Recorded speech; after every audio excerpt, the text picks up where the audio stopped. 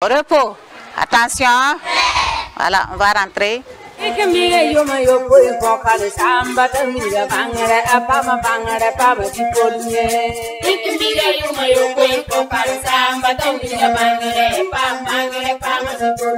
Allez, prenez vos cahiers pour les cours de Packer.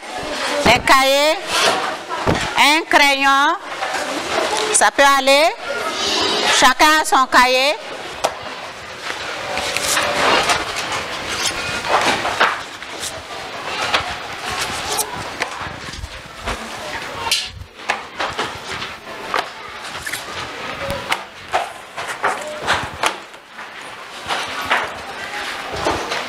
Et le COSES a fait avec la communauté du quartier, et surtout la communauté, il y a des personnes ressources dans le quartier. La mobilisation financière, le début, ça n'a pas été facile. Parce que d'autres parents se posaient la question, surtout comme l'État a dit que l'école est gratuite. Et pour pouvoir mobiliser quelque chose, en tout cas, ça n'a pas été facile.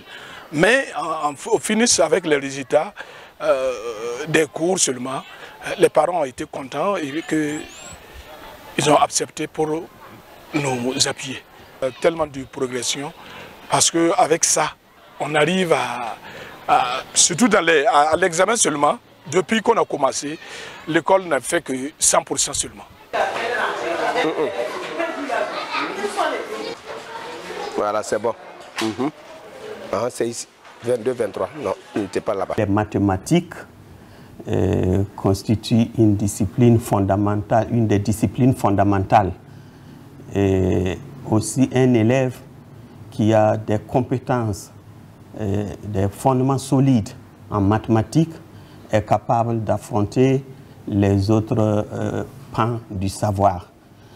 C'est pour cela que le Packer CEC, au niveau de son résultat 4, a retenu d'élaborer les livrets d'exercices en maths pour demander les communautés, à travers les COGES, d'accompagner les élèves, d'appuyer les enseignants à accompagner les élèves à relever leur niveau en mathématiques. Et ces livrets ont été conçus de façon à ce que l'élève, en tout cas, puisse résoudre les difficultés de façon progressive. En début d'année, nous organisons ce qu'on appelle un pré-test dans toutes les classes du CP1 au CM1. Et après ce pré-test-là, tous ceux qui auront une note inférieure à 9 auraient besoin d'une médiation. C'est-à-dire que ce sont ces enfants qui doivent suivre les cours supplémentaires. Et les élèves qui auront réussi, qui auront eu 9 et 10, qui auront réussi, et ils deviennent des facilitateurs pour ces derniers avec les maîtres facilitateurs. Voilà. Et après cela, il y a un plan d'action COGES que nous faisons avec naturellement le président COGES et son bureau, et c'est adopté à l'Assemblée générale. Et nous faisons de telle sorte à ne pas empiéter sur le programme officiel. C'est pour dire que nous faisons nos cours les lundis, les mardis, les jeudis et les vendredis de 14h à 15h et les mercredis de 11h30 à 12h30. Vas-y. C'est très bien, on continue. Dans ces cours, Packer, CEC, mon rôle c'est de corriger, distribuer les livrets et de corriger les élèves qui ont fini. Voilà, ceux qui ont fini, on corrige.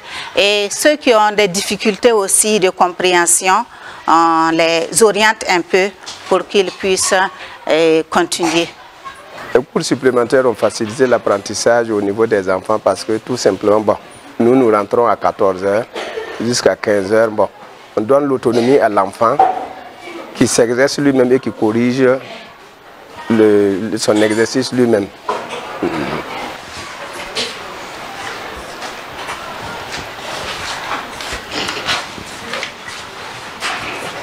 En termes d'impact positif de la pratique de ces cours supplémentaires, nous avons constaté une amélioration des performances des élèves en mathématiques, de façon générale.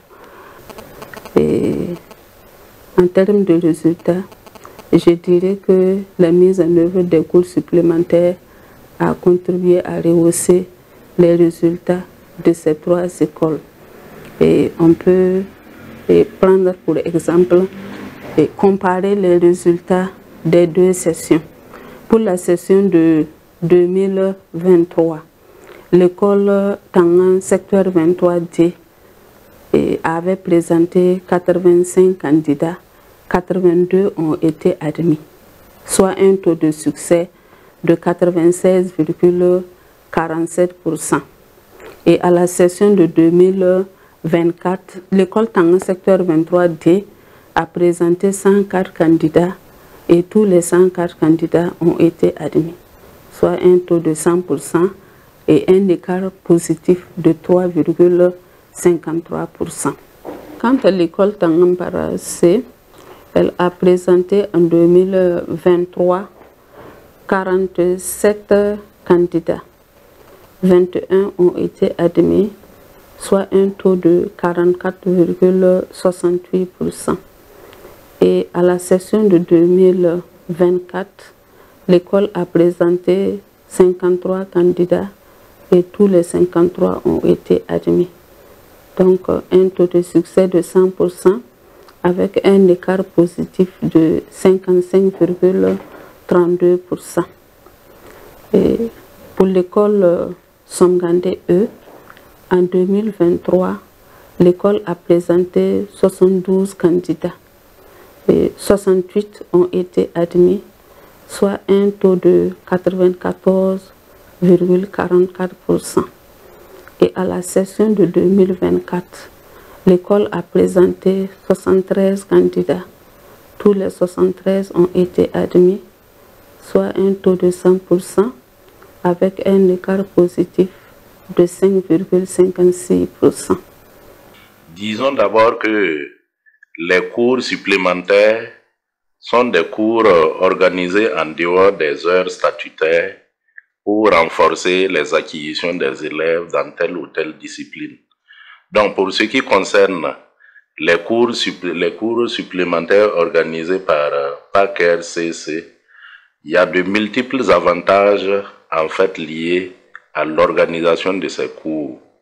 Vous savez très bien que dans nos classes, les élèves éprouvent des difficultés dans certaines disciplines, notamment en français et en calcul. Ça a été établi. Mais PAC-RCC a choisi d'améliorer les performances des élèves en calcul. Donc, leur alternative donne une plus-value aux enseignements-apprentissages liés en tout cas au calcul. J'ai eu l'occasion de rentrer dans les classes, suivre les élèves à l'œuvre. C'est vraiment une alternative qui permet aux élèves d'apprendre en autonomie et le plus souvent le calcul même se fait de tête sans l'apport des bâtonnets, des mains, etc. 70, non. Là, tu as tout mélangé. Ici, c'est bon. Regarde ici.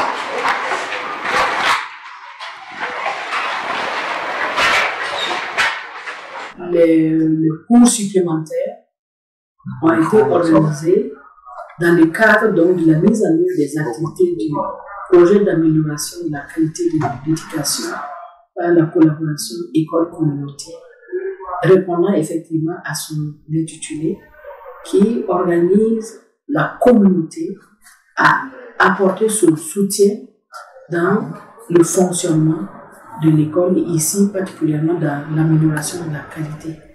Un projet c'est fait pour que ça s'arrête, mais un projet justement, il y a des acquis et il y a surtout les perspectives de pérennisation et de construire à partir des acquis.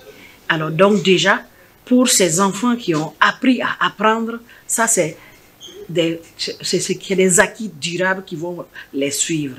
Maintenant, pour le projet lui-même, et qui a permis donc d'avoir le modèle renforcé des COGES, il est prévu justement son extension, sa généralisation à toutes les écoles, puisque le projet a permis d'élaborer, d'identifier des évidences, et parmi ces évidences-là, c'est justement le modèle lui-même, mais également la façon où la communauté apporte son appui pour l'amélioration des performances scolaires des élèves. Donc, il faut travailler à généraliser ce modèle renforcé, mais également le cours supplémentaire. Ici, c'est le cas des mathématiques qui a été ciblé, mais ça peut aussi être d'autres matières pour justement aider les élèves et l'école à améliorer les performances. C'est fini? Ok. Donc tu vas prendre. Après avoir suivi les cours,